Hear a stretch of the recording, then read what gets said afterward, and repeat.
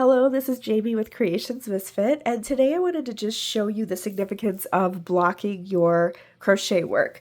So here, well, first of all, I do not like blocking like bigger projects or mostly anything. I did not block anything for years, and then I tried it once and I was like, oh, this is kind of nice. And I had a blanket that I had to kind of just straighten out the edges, and it worked out to be a lot nicer. So I've been doing it with some projects, not all, but I just wanted to show you, like, especially for a granny square here. Look at this one has been blocked, this one has not. And sometimes it doesn't really matter, especially if you're sewing them together, but it really does look a lot better if it's blocked. And it's so easy to do. I will show you what I used and then give you some other like sample things that you can do if you don't have a blocking board. But here's one that was blocked and one that wasn't, and then I have a cross also that I'll show you that. So this one was blocked. This isn't that big of a difference, the crosses, but still, and this one has a hanging tag and this one has a tassel, but you can kind of just see this one was blocked and it's just more, put together. This one's kind of more loosey-goosey.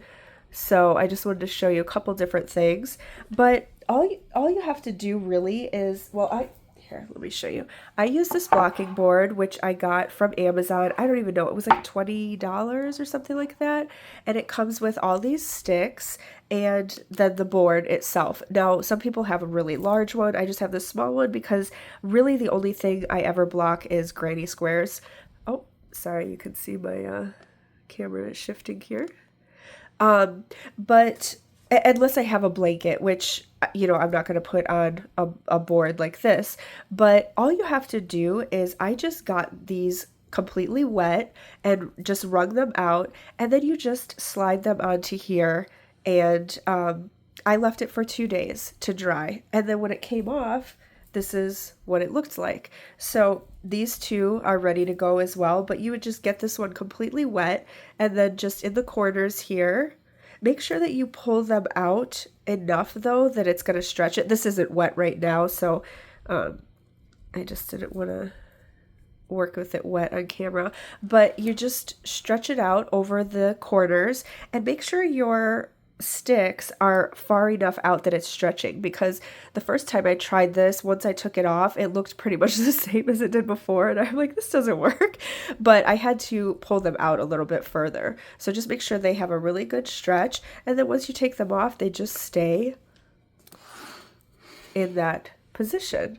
So sorry again, my camera is shifting. I'm just working on this little table here. Let me just zoom in a little bit. Okay, there we go.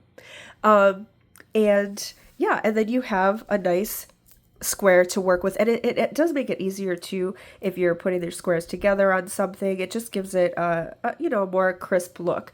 So it's up to you, but I've just wanted to share that I've been doing it for my granny squares, and I tried the crosses and I was like, oh, it actually works nicely on the cross as well. And it keeps its shape better than, if it's just, let me grab the other one here.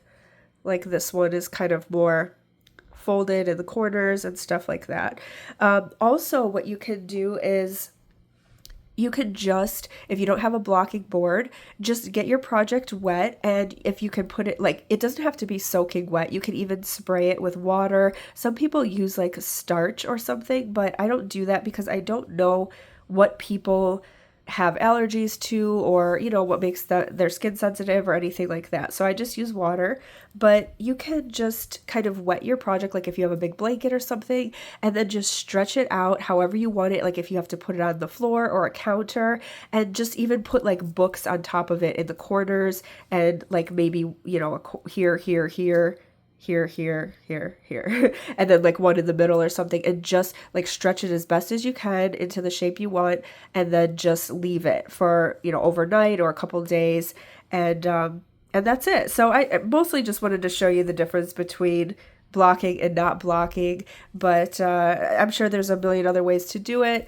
But if you're thinking about it, it's really simple. It really does make a difference. So I hope this was helpful. This isn't something I normally do for videos, but If you want any tutorials or patterns or yarn haul videos, I do all of those. They're on my channel. You can find everything under Creations Misfit.